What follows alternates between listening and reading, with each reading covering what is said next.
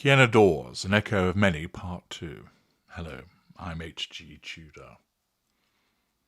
I've explained that many who are victims of the narcissist fail to realize that they are. And that's why my work is so important, to help people understand exactly what it is they're dealing with and what that means, so that they don't go down the route of misinformation and misunderstanding, but they receive the cold, hard truth of what it is they're actually dealing with, that they apply logic, that they are not kept within the misunderstandings and the emotional thinking which leads them to make mistakes and remain trapped. The recent conviction of Ryan Wellings has resulted in Kiena Dawes being mentioned many times across the news in the United Kingdom and quite possibly beyond. It prompted one journalist, a lady called Rosemary Behan, to share her story. In the thumbnail, the picture in the top left shows a young Rosemary Behan with her brother, mother, and father. What I'm about to recount to you in relation to her story demonstrates once again the presence of a narcissist, and once again demonstrates how this narcissist was not seen, was not understood as to what he was, and thus enabled him to continue in his behaviours with the impact that it had upon numerous people. The article commences, "He uses my mental health against me. In arguments he would tell me no one would believe me as I'm crazy and I make it up. He is so clever and believable. I hit pause on the remote this week, watching a TV news report covering the evidence and final verdicts in the case of 23-year-old Kiena Dawes from Fleetwood in Lancashire, who killed herself after 2 years of sustained and gruesome domestic abuse, from which she feared that she and a baby daughter would never escape. In that moment," Rosemary Behan writes, "the anger, pain, confusion, and very words of my mother flooded back, and I found myself wondering how on earth, 25 years after her death, following decades of terrorizing abuse at the hands of my father, this sort of thing still goes on, and with such tragic outcomes." Well, the short answer as to why it still goes on is because much of it is perpetrated by narcissists which continue to be created, and that these individuals have this pathological need for control, which means that some of them engage in physical abuse, all engage in abuse of some shape or form in differing ways. Rosemary Behan writes, "My mother Sally died in 2000 at the age of 50 after a long struggle with depression that was mainly caused by my father's treatment of her. Kiena's poor daughter now has to go through the same feelings of me, including the guilt that her life was somehow at the expense of her mother's. She will never meet her mother again, while her father, the abuser Ryan Wellings, after whatever prison sentence he serves, will be out, alive and free. Since my mother died, it has taken decades to come to terms with and make sense of what happened to us. She was born in York in 1950, and came to London to do a degree in fine art at Camberwell College of Arts around 1970. It was a few years after that she met my father, Brian Behan, the Irish writer, and also ex-construction worker, Communist Party official, trade unionist and lecturer at what was then the London College of Printing, now the London College of Communication. He died in 2002. I still wish she had never met him. My mother had never been told who her own father was, and perhaps looked to my father, 24 years her senior, to fulfill this role. It's evident once again we have an individual that suffered some form of damage, the special traits that I've mentioned in Sitting Target, which made her susceptible to the overtures of a narcissist. Strong, charismatic, viciously intelligent and verbally convincing, he had an incredible record of life achievements. Part of a famous literary family, his brothers Brendan and Dominic were celebrated poets, novelists, playwrights and songwriters. He'd grown up in a Dublin slum, survived abuse by the Christian Brothers at an industrial school, emigrated to England in his 20s and fought for the rights of marginalised Irish workers. Quite clearly an individual himself that was forged in the foundry of the lack of control environment, and further examination would undoubtedly demonstrate how he became a narcissist. The writer explains it was difficult to win an argument with my father, such was his grasp of history, world events and human nature, use of his intelligence to insert control. But what his glowing obituaries would later fail to mention, and what the public did not realise, and which I should have probably spoken about sooner to more people, is that as well as being a monumentally impressive character, he was also a psychotic monster who ruined my mother's life and almost mine. Shortly after the relationship began and I was born, my father fell into a pattern of exploiting my mother's innocence, weaknesses and vulnerability, lack of emotional empathy, utilisation and exploitation of vulnerability. A very talented artist, she claimed he didn't want her working as he didn't want her to meet anyone else, isolation, making control easier, and they would argue about it. She had no bank account, financial control, and our home in Whitechapel, East London was squalid and isolated. On the outside, our family looked cool, trendy clothes, vegetarian, trenchantly left-wing, with Greenpeace stickers in the window, bookshelves piled high and art on the walls, no car and bicycles all around. A facade of being liberally minded, of being open-minded. Yet my father seemed to revel in hardness, and it seemed he almost wanted us to experience life in the manner of the Dickens books that were in our library. During the day, while he was at work, life seemed mostly okay in the early years, but in the evenings, alcohol and fists flowed, lack of accountability, physical abuse. I sensed that both my parents tried to hide the outbursts from me, which of course would have been done for different reasons. For the father, as a nullification of threat to control, as the mother, born out of caring for the daughter. But my mother's hands always shook. At night I would listen out like a guard at their bedroom door and ritually pray to a God I didn't even believe in for everything just to be okay. Although months might seemingly pass without a big blow-up, a days-long nightmare of trembling nerves could be precipitated at any moment. I can't remember the exact age at which I noticed the abuse, but my mother suffered unexplained injuries, one of which involved a headfirst fall down the stairs into a pane of glass when I was quite young. She appeared to be quite concussed, but apparently refused to go to hospital.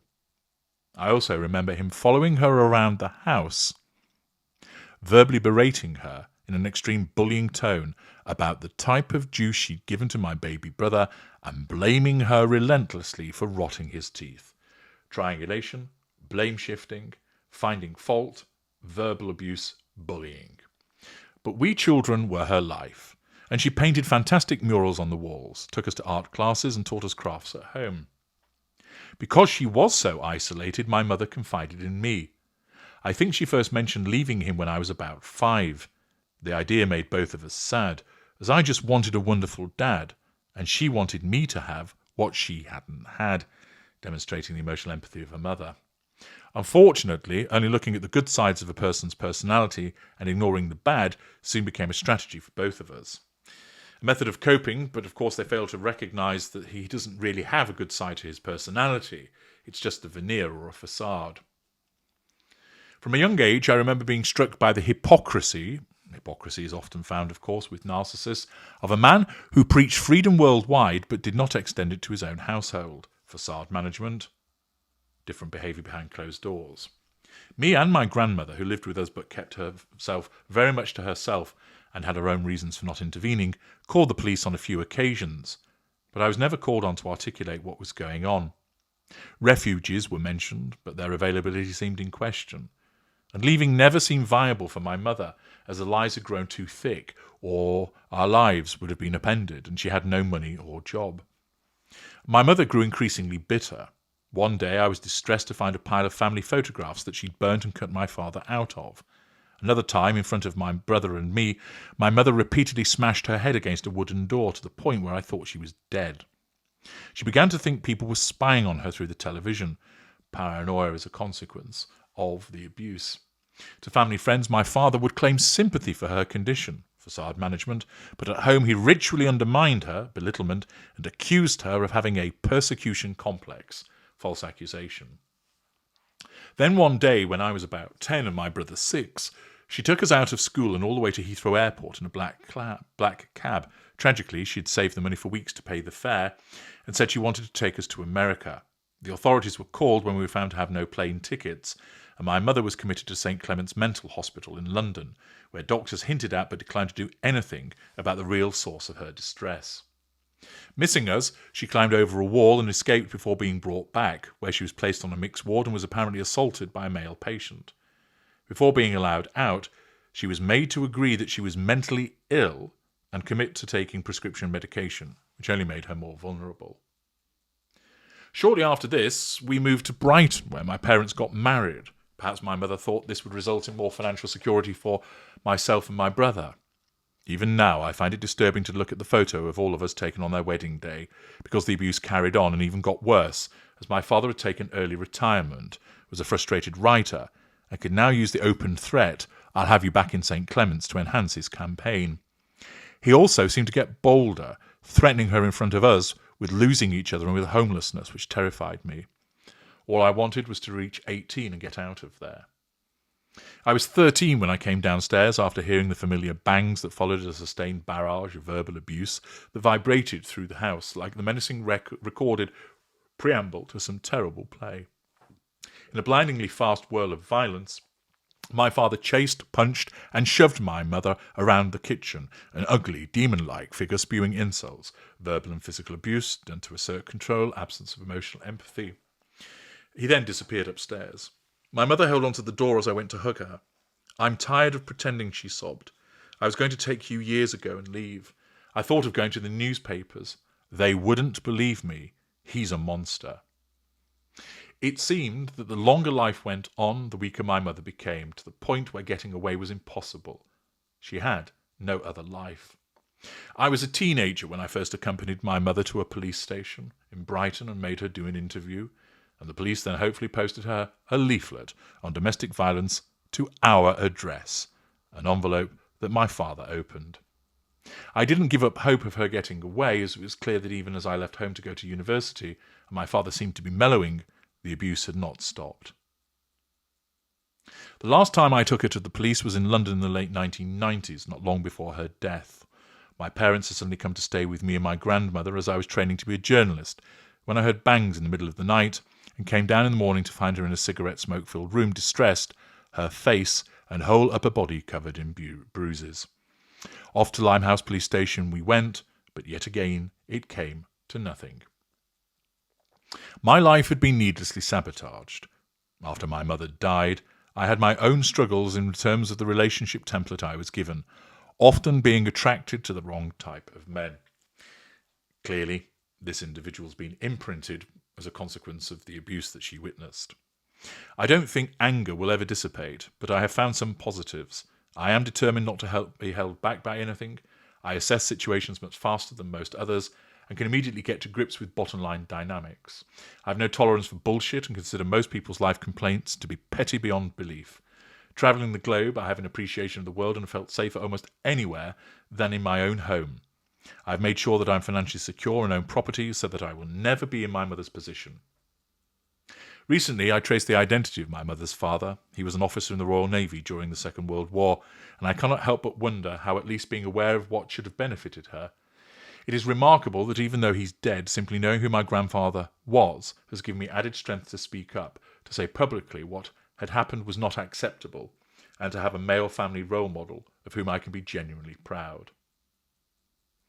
Since the Dawes case, it has emerged that 3 Lancashire police officers are facing misconduct hearings in relation to its handling. Domestic violence is difficult to police because it's so hidden, gradual and hard to prove. Participants are often caught in cycles of abuse, and that are generally the fault of individuals and families and not the state. Yet it is such a corrosive danger to our society that where perpetrators are identifiable and victims do seek help, enhanced strategies should be employed, even if victims decline to press charges. That is the story, which of course is replete with the various behaviours of a narcissist that was abusing his wife. You'll recognise many of the manipulations and dynamics that I've spoken about in my various videos. This also prompted this journalist to provide this recollection as a consequence of the experience of Kiena Dawes.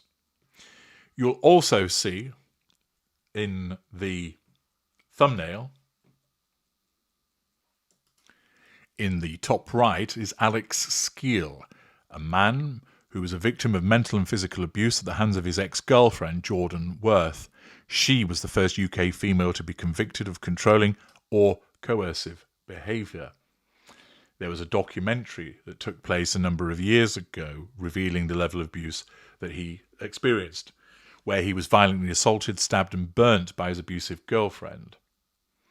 He was just days from death when police knocked on his door in June 2017, leading to an investigation that saw the mother of his 2 children jailed for more than 7 years. She was his former childhood sweetheart and then became the perpetrator of domestic violence. Alex, in the BBC 3 documentary, revealed how he went from a carefree teenager to being hit, stabbed and burnt on a regular basis. He explained when he first met her that she was very caring, confident and loving. Clearly, the veneer that hides what's truly going on, and also the manner of showing this in order to ensnare a victim. His friends described her as delightful, and he was smitten, but his mother said it wasn't long before her behaviour started to change. The longer they were together, the mind games started to happen. She would say, "I don't really like the colour grey. I don't think you should wear the colour grey. I don't like your hair being like that. You should have your hair like this. I don't like the shoes you're wearing." He said he never took it as a negative, clearly not realising what she was doing. There was the time that his family treated her to a night at the theatre in London only for her to disappear from the hotel in the middle of the night, sparking a frantic search, before reappearing in the hotel lobby an hour later just laughing. She ruined Alex's 18th birthday party by screaming abuse at a female family friend who she'd grown envious of.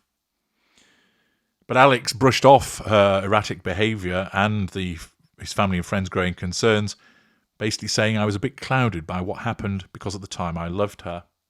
He tried to break things off, but she came back with a bombshell revelation that she was pregnant, use of pregnancy to ensnare, and returned to his life a year later with a baby boy who was born in May 2014. Alex hoped that she'd changed, but of course she had not. As you know, the narcissist never does. Alex's best friend said she just got back into his head to the point where he couldn't do anything to stop it. He was then forced to choose between her and his family. How many of you are familiar with that? Which resulted in them moving into their own home in July 2016. Alex didn't speak to his parents for 2 years, even when he welcomed his second child. She forced him to change his phone number and threw away his PlayStation console to cut him off further from his loved ones. She even set up a fake Facebook account where she would send abusive messages to Alex's friends in a bid to isolate him further. She would blame it all on Alex, saying that he was the one that made it very clear that he didn't want to see his family. He said that he hated his family. He doesn't want to talk to his family. He wants nothing to do with his family. She took his wallet away, forcing him to quit the job he loved and instead accompany her to university every day. Alex explained that she would attack him every day and she made him swallow an entire packet of sleeping pills. One time she attacked him with a broken hairbrush, breaking his tooth in the process. He said, "I had no money, I didn't drive, so in the end I just ripped the tooth out." He recalls being hit with a hammer or knife and it being part of his daily life. I'd be asleep and she'd smack me in the head and I'd look in the mirror and I'd just be bleeding. I wasn't eating properly. She didn't let me. She made me sleep on the floor instead of the bed. A kettle full of boiling water became her weapon of choice, leaving him screaming in pain as the skin hung off his arms and back. She would wait up all night with a kettle of boiling water, and if it went cold, she would just wait and reboil it, he says. She slashed his hand with a bread knife. Police were called by worried neighbours who heard Alex shouting, "Leave me alone, stop hurting me." A sergeant appeared, and despite there being blood everywhere, the couple insisted that his numerous injuries were self-inflicted. Alex was taken by officers to hospital to fix his badly burnt arm, but Jordan came in and walked him out of the hospital despite the attempts of the surgeon, who could sense something was wrong to make him stay. A few days later, when the sergeant got a call from the couple's address, he seized the opportunity to take action. As soon as I saw him in the light of day, the state of him in terms of countless injuries all over his body, the fact he had these horrible dirty clothes on, he was pale and thin, I thought he was being abused. She seemed very slight, well-spoken, very polite, to all intents and purposes a very nice lady. Facade management.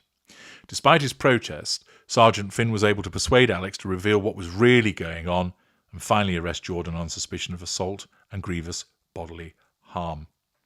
When they finally got Alex to hospital, doctors said he was just 10 days from death in his physical state, by which point his burns become infected. He was then reunited with his children, and she was charged with 17 counts, including GBH and controlling coercive behaviour. She was given 2 7-year sentences for wounding with intent and GBH in April 2018. She was also handed a consecutive sentence of 6 months for controlling a coercive behaviour, becoming the first female in the UK to be convicted of this charge. Again, the circumstances of this individual demonstrate that he didn't know what he was actually truly dealing with. An abusive narcissist that had to control each and everything that he did, isolating him from everything around him as he became the shell of himself. The gentleman in the bottom left of the thumbnail is David Edwards. He was killed by his new wife when he lost his job.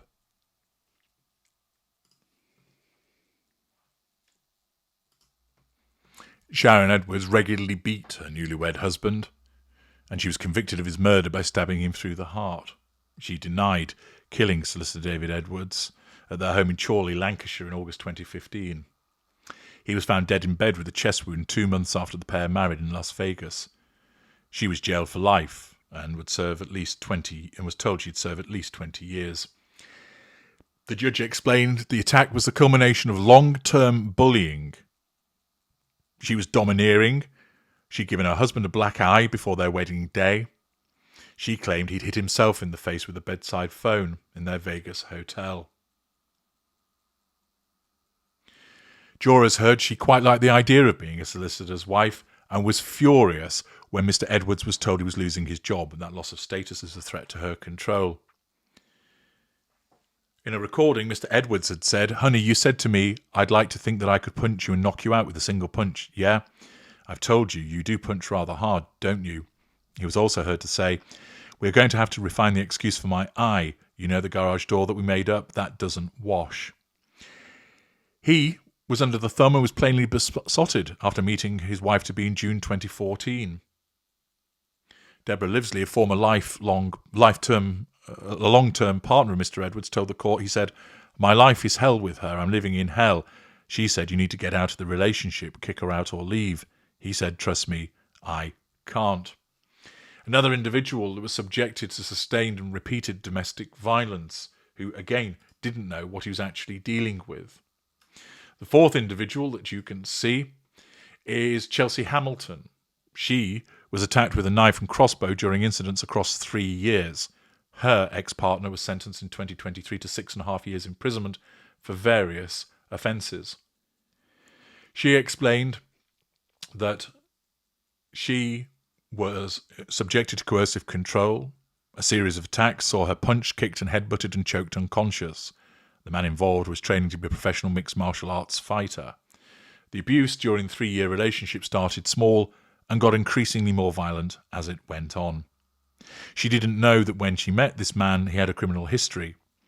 He also abused her emotionally. He would ignore me, silent treatments, get nasty and chip away at my appearance, belittlement, bring up things that happened to me in the past, bringing up the past, saying that I deserved them, she said.